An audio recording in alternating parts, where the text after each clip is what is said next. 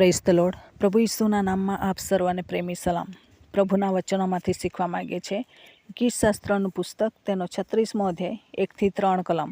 ત્યાં લખવામાં આવ્યું છે, દુષ્ટનું ઉલ્લંઘન મારા હૃદયમાં કહે છે કે તેની દ્રષ્ટિમાં દેવનું ભય છે જ નહીં. કેમ કે તે પોતાના મનમાં અહંકાર કરે છે કે મારો અન્યાય પ્રગટ કરવામાં આવશે નહીં અને મારો ધિક્કાર થશે નહીં. તેના મુખના શબ્દો અન્યાય તથા કપટથી ભરેલા છે. તેણે ડાહ્યા થવાનું તથા ભલું કરવાનું છોડી દીધું છે. બાઇબલમાં દુષ્ટ વ્યક્તિ શું કહે છે? હજુ એક વચનમાં કહે છે કે દુષ્ટ શું કહે છે કે દેવ છે જ નહીં એવું કહે છે. અને અહીંયા આપણે જોઈએ તો દુષ્ટ વ્યક્તિ અહંકાર કરે છે. કેવો અહંકાર?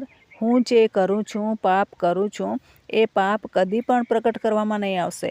મારો અન્યાય જે છે એ પ્રગટ નહીં થાય અને મારો ધિક્કાર પણ નહીં થાય. હું ગમે તેટલું ખોટું કામ કર્યા કરીશ પરંતુ મને માન અને માન મળશે, એવું અન્યાય કરનાર લોક વિચારે છે. આ દુષ્ટ વ્યક્તિ કોણ છે? બાઇબલમાં 9મા અધ્યાયમાં ગીતશાસ્ત્રમાં લખવામાં આવેલું છે કે દુષ્ટ એટલે દેવને ભૂલનાર. વિધર્મી નથી દુષ્ટ. દુષ્ટ એ દેવને ઓળખીને ભૂલી જાય છે. એ વ્યક્તિને બાઇબલ દુષ્ટ કહે છે. અને એ દુષ્ટ કપટી વ્યક્તિ એ શું કરે છે કે દેવને ભૂલીને અહંકાર કરે છે. પ્રભુ કોણ છે એ જાણીને પ્રભુથી બીવું જોઈએ. પરંતુ અહીંયા બાઇબલમાં લખવામાં આવ્યું છે કે તેની દ્રષ્ટિમાં દેવનું ભય છે જ નહીં. દુષ્ટ વ્યક્તિ દેવને જાણીને દેવનું ભય રાખતો નથી અને જાત જાતના ધતિંગ મતિંગ કર્યા કરે છે. આગળ વધે છે, આગેવાની લઈ લે છે અને કેમક એમને પદ પણ મળી જાય છે. પરંતુ આપણે બાઇબલ પણ શું કહે છે? આ અહંકારથી કેટલાય કૂદકા મારશે. પરંતુ પ્રભુની કૃપા કેટલી છે? 5 અને 6માં કહે છે, તારી કૃપા આકાશ સુધી ફેલાયેલી છે. પ્રભુનું ન્યાયપણું એ વાદળા સુધી છે. મોટા પર્વતો જેવું અચળ છે. એ કદી પણ અહંકારી વ્યક્તિને ચલાવી લેશે નહીં. ગમે તેટલો આ દુષ્ટ વ્યક્તિ કહેશે કે હું ધિક્કાર પામવાનો નથી, મારા પાપો દેખાઈ આવવાના નથી, હું પાપ કરું છું એમ બી કહેવડાવવા માગતો નથી. પરંતુ ઓબાદ્યાના પુસ્તકમાં લખવામાં આવ્યું છે, તારા અભિમાને તને ઠગ્યો છે.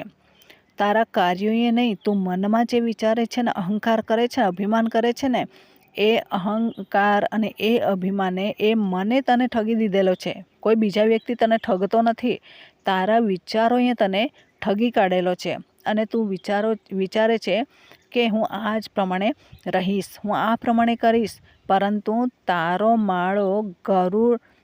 માળો તું આકાશમાં પણ બાંધશે, તારાઓમાં પણ બાંધશે, તો પણ ત્યાંથી હું તને નીચે પાડીશ. એ કોણ કહે છે? દેવ કહે છે. દેવ ક્યાં રહે છે? આસમાનમાં, આકાશમાં રહે છે. અને એવા વ્યક્તિ, દેવને ભૂલી જનારા વ્યક્તિ ગમે તેટલા ઊંચા પદ પર જશે. નબુખાદનેસર રાજા ક્યાં હતો? એ નબુખાદનેસર રાજા આટલો મહાનવંતો હતો. અભિમાન કરે છે કે મહાન મોટું બેબીલોન શું મારા પ્રતાપે નથી બંધાવ્યું, મારા મહિમાને માટે નથી બંધાવ્યું, એવી રીતના કહે છે. હજુ એના મોંમાં શબ્દો છે જેટલી વારમાં વાણી સંભળાય કે તને લોકોમાંથી હાંકી કાઢવામાં આવશે અને પશુઓની સાથે તું રહેશે. આવા અભિમાન કરવાવાળા રાજા નબુખાદનેસરને પ્રભુએ ઘાસ ખાતો કરી દીધો. તો તમારા અને મારા જીવનમાં પ્રભુ કેમ અહંકાર કરનાર વ્યક્તિઓને નીચે નહીં પાડે? અહંકાર કરીને શું લઈને આકાશમાં જવાના છે? આકાશમાં તો પ્રભુનો મહિમા ત્યાં જોવાના છે. ત્યાં દીન લોકોનું રાજ્ય છે, અભિમાની લોકોનું નથી. પ્રભુ ગર્વિષ્ઠોની વિરુદ્ધ છે અને જેટલા ગર્વ કરે છે તે પ્રભુના દુશ્મન બને છે. પ્રભુના દુશ્મન બનીને પ્રભુ એમના રાજ્યમાં લેશે કે નહીં લેશે? તેથી દેવના રાજ્યમાં જવું છે, નમ્ર બનવું પડશે. દુષ્ટતાય, કપટ છોડી દેવું પડશે. હરેક મૂર્તિ પૂજાને છોડવી પડશે. હરેક અહંકારને છોડવો પડશે. એક જ ઈશ્વર છે અને એ આપણા માટે બલિદાન પામેલા છે. પાપી વ્યક્તિને બચાવવાને માટે એણે પોતાનું જીવ આપેલો છે અને આપણને ખંડી લીધેલા છે. એના જ દ્વારા તારણ છે, એના જ દ્વારા સ્વર્ગ રાજ્ય છે. બીજા કોઈથી સ્વર્ગ રાજ્ય નથી. તો તમે ગમે તેટલા મોટા થવાને માટે ફૂફાડા મારશો પરંતુ આખીરકાર તો ભોય ભેગા થશો. યશાયામાં લખવામાં આવ્યું છે, હે કૃમિ, તું આસમાન સુધી ઊંચે ચડશે, તને ભોય ભેગો કરી દેવામાં આવશે અને કૃમિઓમાં તારો વાસ રહેશે. એ પ્રમાણે કહેવામાં આવ્યું છે. જેટલા લોકો ઘમંડ કરે છે, ઘમંડ કરવા વ્યક્તિઓને માટે પ્રભુનું આ વચન છે કે તમે માનો છો કે અમારો અહંકાર પ્રગટ કરવામાં આવશે નહીં. અમે તો આવી જ રીતના માન સન્માન પામતા રહીશું, ઘરડા થઈ જઈશું ત્યાં સુધી સેલ્યુટ કરતા રહેશે લોકો. પરંતુ સમયો બદલાય છે. નબુકદનેસરને સેલ્યુટ કરવાને બદલે જંગલમાં મોકલી દીધો. તમે અને હું કોણ છીએ?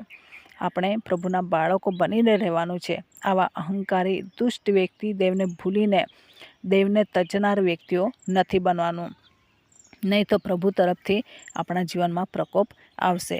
આ દિવસોમાં આપણા જીવનોને નમ્ર બનાવીએ, પ્રભુના ચરણોમાં લાવી દઈએ, આધીનતામાં લાવીએ અને દેવના રાજ્યને માટે વધુને વધુ વપરાતા રહીએ. તો પ્રભુ કહે છે તે પ્રમાણે દીન અને નમ્ર બનીએ. નમ્ર બનીને દેવનું રાજ્ય પ્રાપ્ત કરીએ. આત્મામાં રાંક બનીએ, નમ્ર બનીએ અને પૃથ્વીનું વતન પામીએ. આપણે આસમાનમાં નહીં ઉડીએ, ઘમંડ નહીં કરીએ, અહંકાર નહીં કરીએ.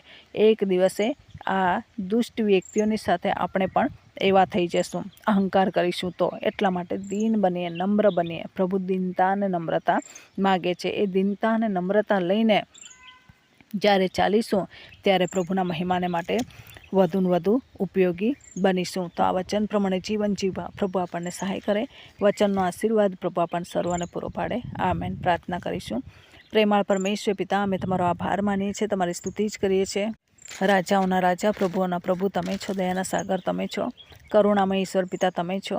માર્ગ, સત્ય, જીવન તમે છો. તમે અમારી સંતાવાની જગ્યા છો. તમે અમારા કૃપાનિધિ છો. તમે અમારા ભલા પરમેશ્વર પિતાજી છો. તમામ શ્રોતાજનોને પ્રભુ અહંકારમાંથી, દુષ્ટતામાંથી બહાર નીકળીને દીનતા અને નમ્રતાની સાથે તમારા ચરણોની આગળ ઝૂકી જવાને માટે મદદ કરો. કેમ કે પ્રભુ લુસિફરને તમે આકાશમાંથી નીચે ફેંકવાવાળા વ્યક્તિ છો. નબુકદનેસરને પ્રભુ તમે ઘાસ ખાતો કરનાર એવા પ્રભુ છો. તો પ્રભુ અમે અહંકાર કરીશું તો અમને પણ જંગલ ભેગા કરવાવાળા ઈશ્વર તમે છો. તેથી પ્રભુ હરેક શ્રોતાજનોના જીવનોની સાથે વાત અને વ્યવહાર કરો. અહંકારમાંથી બચાવો અને તમારા મહિમાને માટે વધુને વધુ ઉપયોગી બનાવો. એવી કૃપા અમે માગીએ છીએ. આ પ્રાર્થના પ્રભુ ઈસુના મૂલ્યવાન નામની અંદર માગીએ છીએ. Amen. Thank you. Praise the lord. God bless you. Amen.